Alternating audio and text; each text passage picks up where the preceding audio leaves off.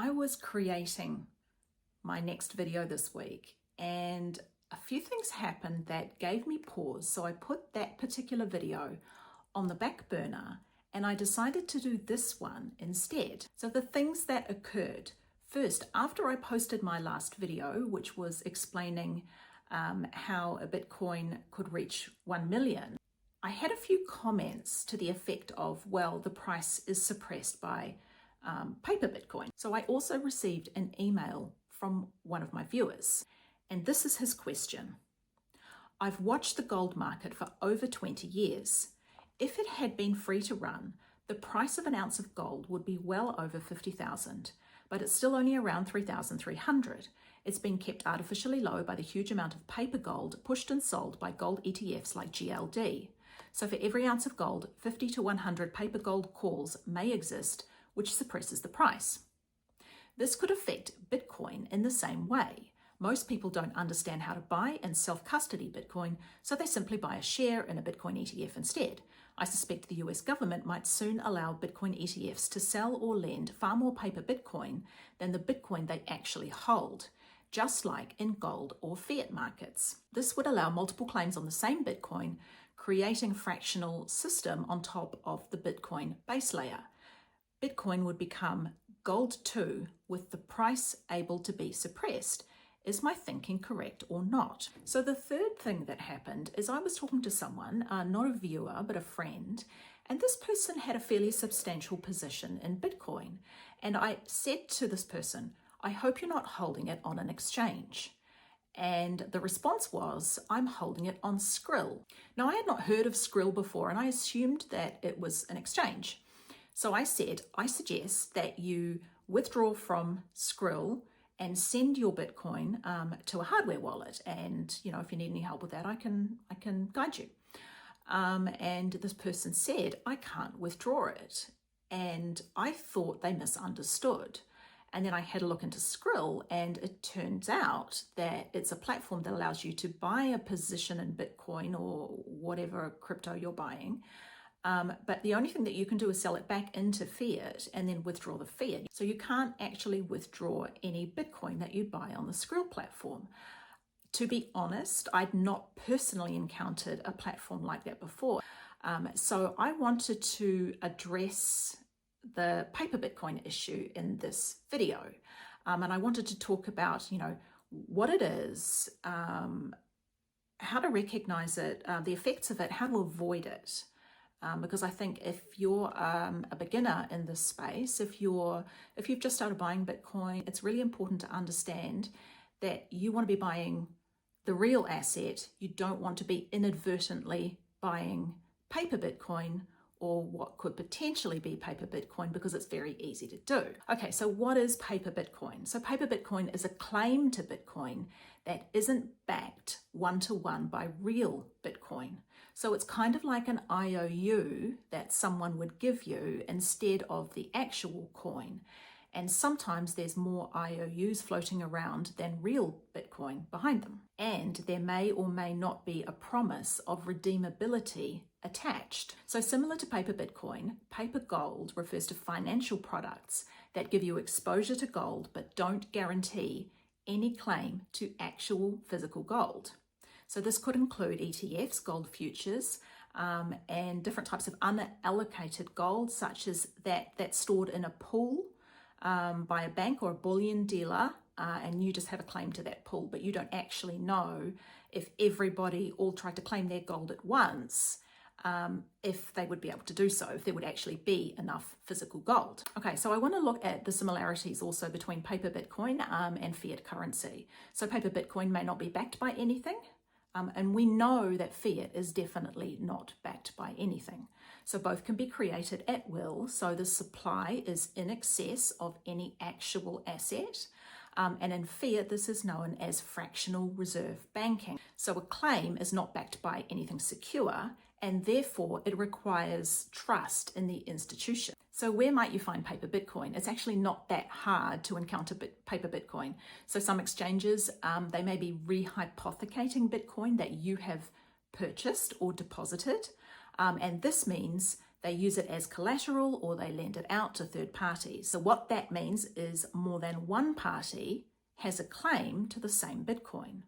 Sometimes it's not clear if an exchange is actually doing this, but you may be able to find this info in their terms and conditions or T's and C's. So where else might you find paper Bitcoin?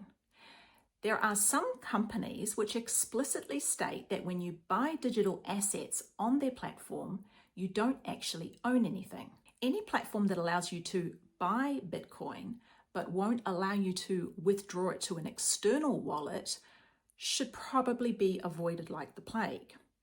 The chances are that there is no one-to-one backing of assets in these cases. So I'm going to give you some examples of platforms that may not allow the withdrawal of digital assets, including Bitcoin.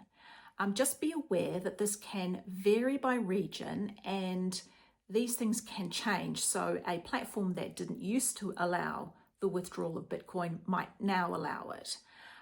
But some of the platforms that have done this, are doing this or have done this in the past include Robinhood, Revolut, eToro, PayPal, Skrill, and SoFi. So these platforms may only allow the buying and selling of Bitcoin within their system. They will allow only fiat deposits and fiat withdrawals, which means that if you do buy Bitcoin or a position in Bitcoin on one of these platforms, you may actually be forced to sell it back into fiat and withdraw the fiat. There is no option to send your Bitcoin directly to an external wallet. So why avoid paper Bitcoin? Part 1. The first and most obvious reason is there may not actually be any possibility of self-custody. The second is counterparty risk, such as bankruptcy, hacks, freezing of funds, regulatory risk, fraud, and potential bank runs. So examples of this we have seen in the likes of the now defunct FTX, Celsius, and BlockFi. Okay, why avoid paper Bitcoin? Part 2. Aside from personal financial risk associated with holding paper Bitcoin, but paper Bitcoin will also suppress price action in the short to medium term. So the money flowing into Bitcoin is spread amongst the real asset, which is what I talked about in my previous video, plus any paper Bitcoin that is floating around the system. So this is a nuance that I did not cover in the previous video. What happens when there's too much paper Bitcoin? Part 1. There is an illusion of greater liquidity than actually exists. Less upward pressure on price because limitations on supply is suppressed. Demand can be partially absorbed by the paper Bitcoin. So if you were in the Bitcoin space or the crypto space in 2022, you would have witnessed the systematic risk created by the collapse of FTX and Alameda Research. So the affected counterparties included the Celsius platform, who had their own fraudulent activities going on, BlockFi, Voyager, Genesis, various VCs and hedge funds, and even banks such as Silvergate. Aside from any outright fraud, too much paper Bitcoin can result in bank runs.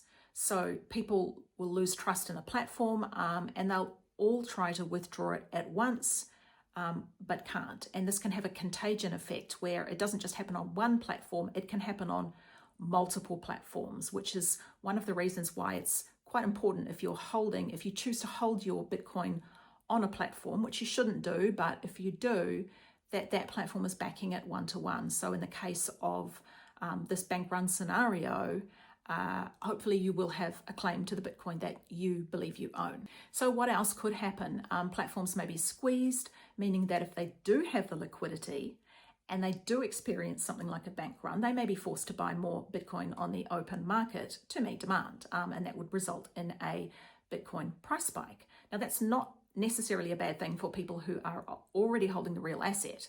However, if you're holding paper Bitcoin, that is not going to be a good scenario for you. So will paper Bitcoin suppress price forever? It's harder to cover up, harder than gold or fiat, due to the fact that there is a hard cap supply and a transparent ledger. Bitcoin is liquid and has a very fast settlement time globally. So there is the possibility of arbitrage of any large price discrepancies. A run on an exchange like FTX is not bailed out like the banks. People learn really fast that they need to self-custody. Shortfall is exposed eventually one way or another, especially during large price spikes or dips. So when the market is really volatile, that's when these things are going to be uncovered, when there's a lot of buying and selling going on.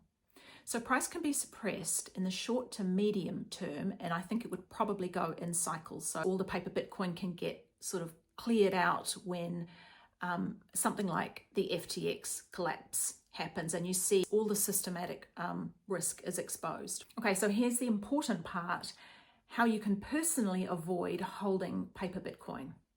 So be wary of buying through the following types of platforms: fintech apps, neobanks, legacy brokers, CFD brokers, robo-advisors, and crypto lenders like the now defunct and already mentioned Celsius, Voyager, BlockFi, etc. Do your own due diligence on any platform first, even if somebody recommends it to you. Check the T's and C's. If you don't want to read through all that legalese, you can download their T's and C's or copy them, and then you can use AI to summarize it for you or to find certain clauses. So ensure you're buying only real Bitcoin that you can transfer to cold storage and that only you can custody.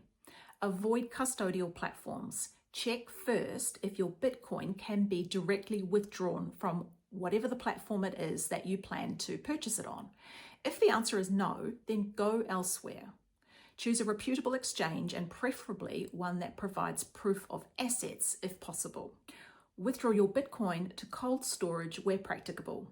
Never leave it sitting on an exchange in the long term. The longer it sits there, the more risk you're exposed to. So what to do if you suspect that you're holding paper Bitcoin? First of all, this is not investment advice, and please do your own due diligence before buying or selling Bitcoin or any other digital asset. So if you think you may be holding Bitcoin on a platform that isn't backing their Bitcoin one-to-one or are potentially rehypothecating, withdraw it to cold storage as soon as possible and self-custody it. Or worse, if you're holding non-redeemable Bitcoin, then it's probably time to consider exiting the position and using the proceeds to buy real Bitcoin that you can self-custody. So if you enjoyed this video, you learned something that you didn't know before, and you want to support my channel, please like, subscribe, and share this video.